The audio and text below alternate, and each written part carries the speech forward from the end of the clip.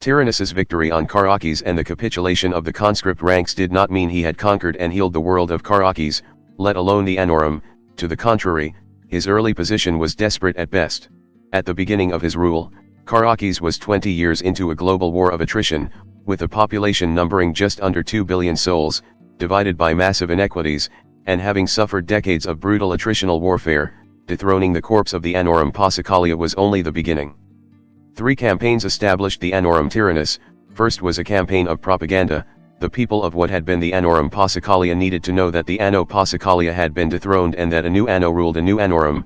To make a convincing claim to the mantle of Anno, Tyrannus needed not only to sit on the throne in Karakis, but to pacify and rule Karakis and her colonies. This pacification effort was a second, more literal campaign. The last campaign was constructive, the rebuilding and expansion of existing Annorum infrastructure at all levels, from the municipal to interstellar. This triumvirate mission ruled the rest of Tyrannus' life, and it was only with control over the Anno's mirror creches, a cadre of loyal lieutenants, and his fleet of warships that he was able to knit together the fractured empire. The years immediately following Tyrannus's claim were marked by an uptick in fighting across Karakis, kept in supply by the Annorum armories now working in his name. Tyrannus's fleet was an unassailable orbital flotilla capable of launching soldiers and ordnance anywhere across Karakis within a mere 90 minutes. Tyrannus's armies swept across Karakis, led by the veterans of his Kairati and Throne campaigns and newly raised levies. Kilometer by kilometer, Karakis fell under Tyrannus's banner, and in the space of another decade he brought Karakis under the total control of his new Annorum, instituting the Contra Patram, a total restructuring of Anno-Raid history. Old imperial loyalists, artifacts of the Annorum Passacaglia and the millennia prior, old lands and city-states, all markers of any previous age were destroyed. The resetting of the previous Annorum was a grim period among grim periods in Karakis history. Tyrannus, when dealing with noble rivals and opposition groups, was not above the use of secret police, widespread censorship, and ideological purges to achieve his political aims. Once the fighting was done, the ignoble classes of Karakis celebrated Tyrannus's Annorum. The interfamily spats of the Passacaglias had started the succession war that sent tens of millions of people to their death. Tyrannus, according to official histories, had the will and the power to end it. Stability and peace, to the lower classes, was more meaningful than proper dynastic succession. In this early period of his Annorum, Tyrannus announced the creation of his royal line and the establishment of a new nobility from among his loyal veterans. He announced reforms to the administration of Karakis at large and an ambitious plan to expand the world's infrastructure, declaring that the Annorum Tyrannus was to be marked by great works. But Tyrannus knew his claim would not be complete unless he could bring the concern back under his dominion. Ignored by the crown for a time, the worlds of the concern continued to fight their own wars of succession and independence, developing interplanetary combat doctrines, small scale, but advanced, and their own histories, cultures, and identities. Tyrannus, if he were to found a new Annorum in anything more than name, could not allow this fracturing of Karakan space to continue. With fanfare and glories promised to those who volunteered, he announced a second reunification campaign, a return to the concern and the establishment of new colonies, to usher in a future more prosperous than that of the previous Annorum. Those from the nobility that rose to the challenge would be offered fresh commissions and titles should they volunteer for service. Those of no rank could attain favored status within the Annorum Tyrannus by enlisting. For years, the foundries on Karakis churned out new ships, weapons, and armor. Levies and volunteers trained in terrestrial, orbital, and zero-G combat. Officer corps studied Tyrannus's strategies from the Kairatan and Karakan campaigns. Astrologicians scoured the heavens for communications and signals between the worlds of the concern and observed the interplanetary struggles that took place between them. Augurs cast bones and consulted the guts of slaughtered animals with the haru spices for signs of victory. Tyrannus's Annorum was still young when the fleet launched, and his presence was needed to maintain morale and cohesion on the home front. Therefore his colonial campaign launched without him at its head, while his eldest son, Tagetes, led the fleet. Tyrannus remained on Karakis with his close advisors and his daughter Calendula, who he chose as his heir. Histories record that during the reconquest, the old general spent hours each night observing the progress of the campaign from the palace observatory. Peacetime never appealed to Tyrannus. His absence from the campaign was mirrored by his absence from rule. For the duration of the campaign, his administrators ran the Annorum. Once she was of age, Calendula managed the affairs of state as the decurion of the Annorum.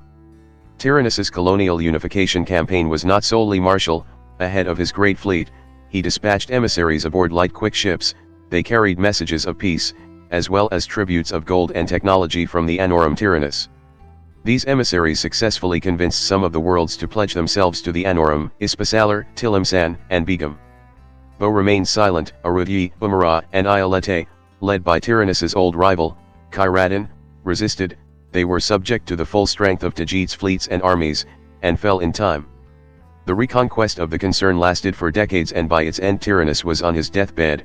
Calendula essentially ruled the Annorum, but a formal ceremony was necessary to mark the transition of power, catching Tyrannus in a conundrum. Without Tajid's return and pledge of fealty at Calendula's coronation, there could be no security of succession. Tyrannus wished to show the strength of his Annorum, but Calendula and her advisors urged haste. Her father was near death, and Tajid's return would take more than 2 centuries. By the time he returned, Calendula's successors would likely be sitting the throne. Depending on Tajid's disposition, it was possible that another succession war would begin, tearing down the Annorum Tyrannus. To prevent this scenario, Calendula called Tyrannus and Tajid's to a dialogue, a summit via light by which the correct course of action could be determined. The 3 of them met and came to a previously unthinkable conclusion: the Annorum Tyrannus must end.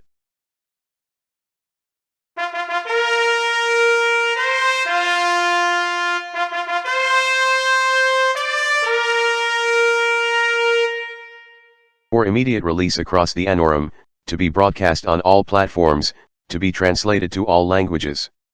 Be it known to all, in 99 years, Tajid's shall return to karakis. You of advanced age know the terror of time, how it ravages families, divides business partners, and confuses lovers. To prevent another age of tumult, I, Tyrannus, do declare dynastic clade and hereby issue the following command. Upon the death and passing of Tyrannus, Anno of the Annorum in his name, his beloved daughter and heir, Calendula, decurion of throne karakis, shall ascend to her imperial seat, naming no chosen to follow.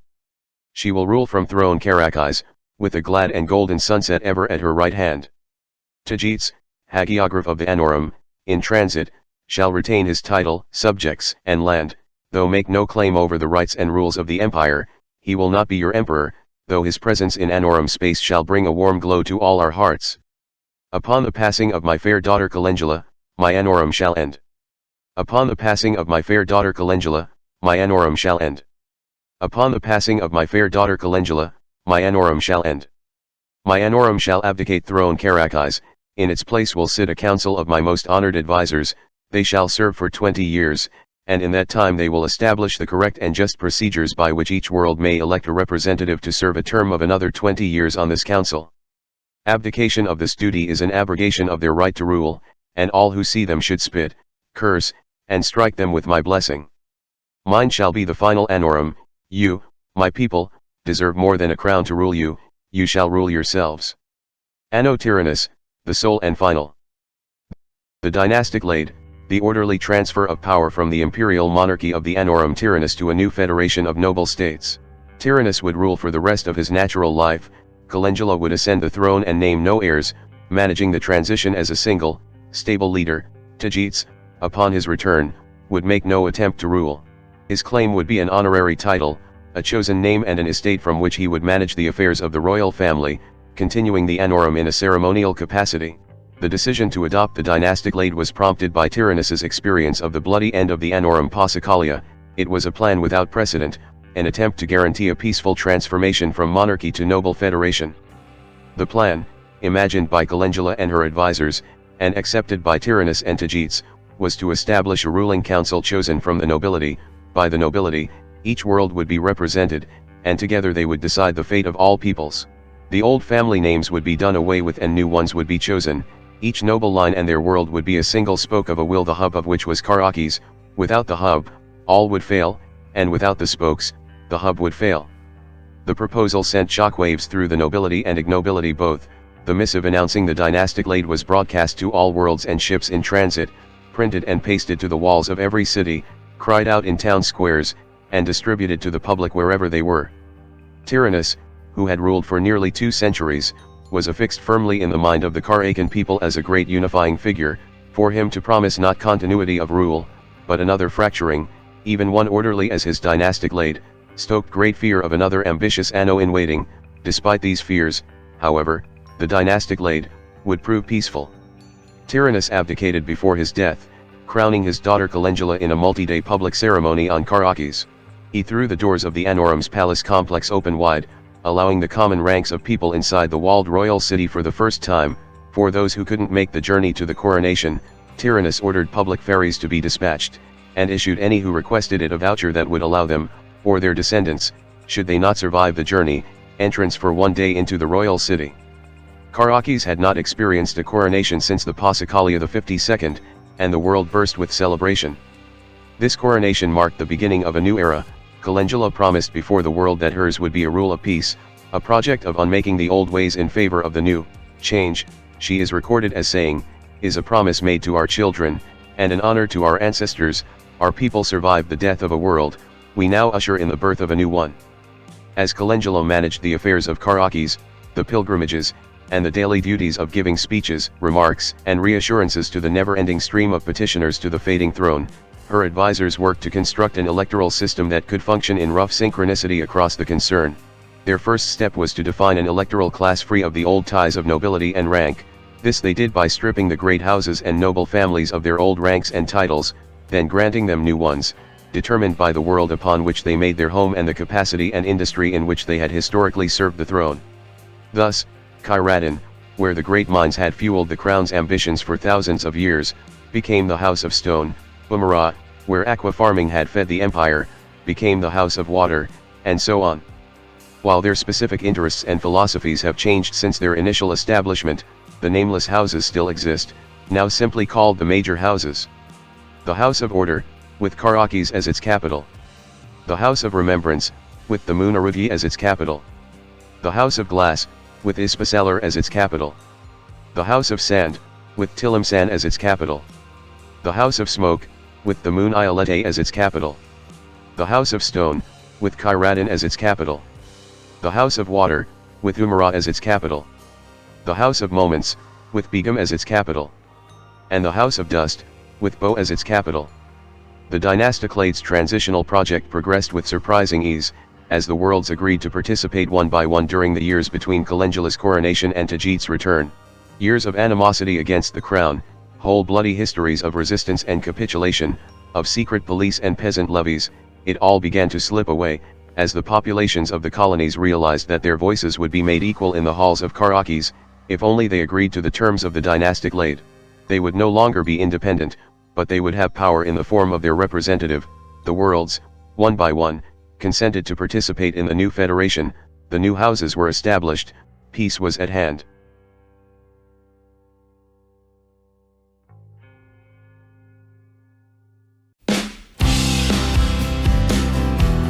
Hello there, if you like this video, please subscribe to my channel and click that notification bell button.